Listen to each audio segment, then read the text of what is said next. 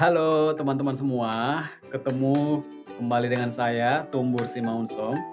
Saya guru SMP Negeri 1 Silolaut, Kabupaten Asahan, Provinsi Sumatera Utara. Video ini berisi tentang praktik baik dalam pembelajaran IPA di masa pembelajaran tatap muka terbatas semester 1 tahun pelajaran 2021-2022.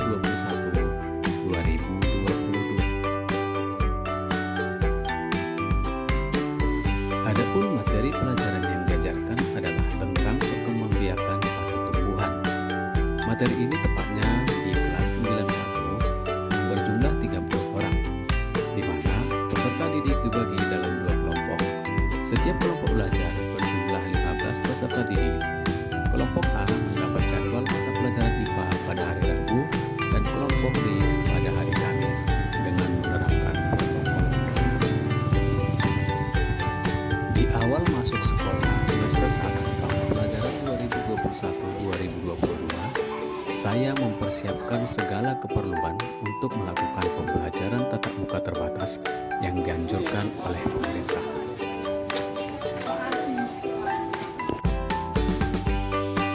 Langkah selanjutnya adalah mempersiapkan strategi pembelajaran, mulai dari pembuatan perangkat pembelajaran, media pembelajaran, dan metode pembelajaran yang berbeda dari sebelumnya. Hal ini merupakan tantangan baru yang harus dihadapi karena harus menyesuaikan diri dengan situasi dan keadaan yang darurat setelah kurang lebih 1 tahun belajar dari rumah yang pada umumnya tidak berjalan dengan baik. Dengan keterbatasan yang saya miliki, saya harus dapat melakukan pembelajaran untuk mengantisipasi learning loss kepada peserta didik saya. Akhirnya saya bergerak dengan hati dengan tujuan memulihkan pendidikan dari keterbatasan. Saya harus membelajarkan peserta didik walaupun dengan ruang dan waktu yang terbatas. Saya berprinsip bahwa sekarang ini mengajar dan belajar dapat dilakukan dengan siapapun, dimanapun, dan kapanpun. Berhubung waktu pada PTMT sangat singkat dan sangat tidak mencukupi untuk kebutuhan belajar siswa, maka strategi flip learning adalah solusi terbaik. Berangkat dari prinsip tersebut, saya memilih memanfaatkan fitur Google dalam pembelajaran saya.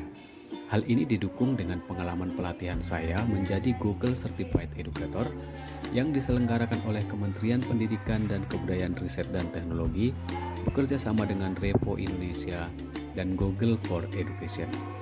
Dengan memanfaatkan akun belajar.id yang diterbitkan Kemendikbudristek untuk para guru dan pelajar Indonesia, saya mengaplikasikannya dalam pembelajaran saya di kelas yang saya ambil. Saya melakukan sosialisasi manfaat dan penggunaan akun belajar ID terhadap rekan-rekan guru dan peserta didik. Saya juga membantu mengaktifkan akun hingga pemanfaatannya dalam pembelajaran. Dengan menggunakan akun belajar.id dan fitur-fitur Google for Education-nya, saya menggunakan Google Classroom sebagai salah satu pilihan untuk kelas virtual saya. Pada awalnya, peserta didik hanya sebagian kecil yang mengaku memiliki HP Android dan bersedia mengikuti pembelajaran dari Google Classroom, sehingga saya harus melakukan 2 metode pembelajaran. Saya harus memberikan materi pelajaran berupa tugas-tugas dari buku pegangan ataupun LKPD dan menyediakan materi berbentuk video, PPT, bahan bacaan di Google Classroom. Hal ini membuat semakin dan tidak terkontrol.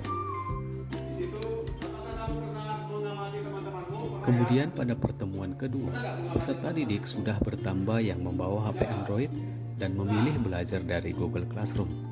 Dan pada pertemuan selanjutnya, 130 orang dari 150 peserta didik atau sekitar 86% sudah masuk ke Google Classroom dan bersedia memanfaatkan akun belajar.id untuk belajar.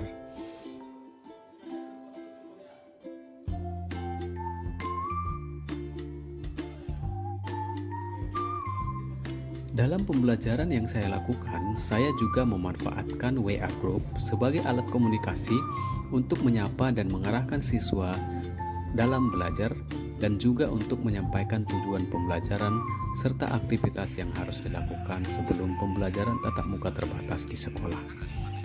Mereka saya persilakan membaca tujuan pembelajaran, kemudian meminta mereka untuk membuka Google Classroom dan mengikuti petunjuk aktivitas pembelajaran. Di dalam Google Classroom, saya menyediakan materi pelajaran berupa video, deskripsi singkat, modul atau bahan bacaan, serta soal latihan yang dapat diakses kapanpun dan dimanapun. Aktivitas pembelajaran melalui Google Classroom dapat dilakukan oleh peserta didik di rumah, seperti mempelajari yang sudah tersedia di rumah, melakukan pengamatan atau observasi, bertanya jawab dalam forum atau grup WA, serta mengirimkan tugas di Google Classroom.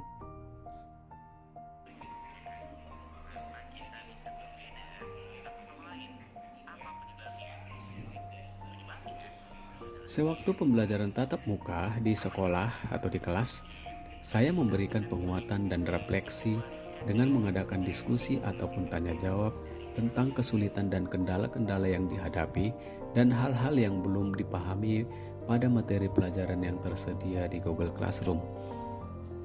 Waktu yang sangat terbatas saya manfaatkan untuk melakukan penanaman karakter sebagai seorang pelajar karena selama kurang lebih 1 tahun mereka mengalami krisis karakter. Setelah pembelajaran selesai, maka saya melakukan penilaian secara online bagi siswa yang sudah memiliki Android dan membagikan naskah soal atau LKPD kepada yang belum memiliki Android. Saya memanfaatkan Google Formulir untuk melakukan penilaian harian yang saya sematkan di Google Classroom.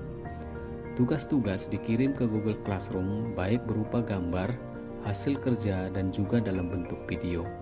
Kemudian saya melakukan penilaian langsung dari Google Classroom dan segera mengembalikan hasil kerja siswa. Dari hasil pengamatan yang saya lakukan terhadap PTMT yang saya lakukan, saya melihat respon siswa sangat baik. Mereka dengan semangat mengikuti pembelajaran dan menyelesaikan tugas-tugas yang diberikan.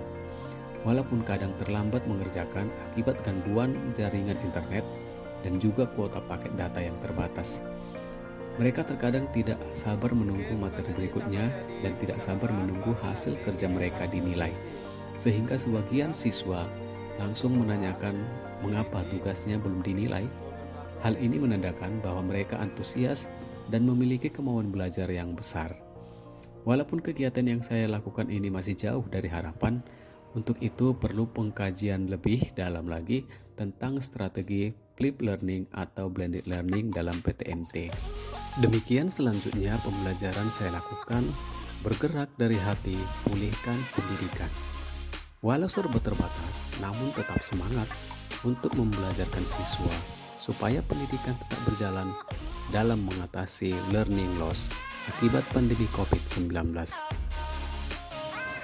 Tindak lanjut dalam kegiatan ini adalah meningkatkan pemanfaatan TIK dalam pembelajaran campuran atau blended learning.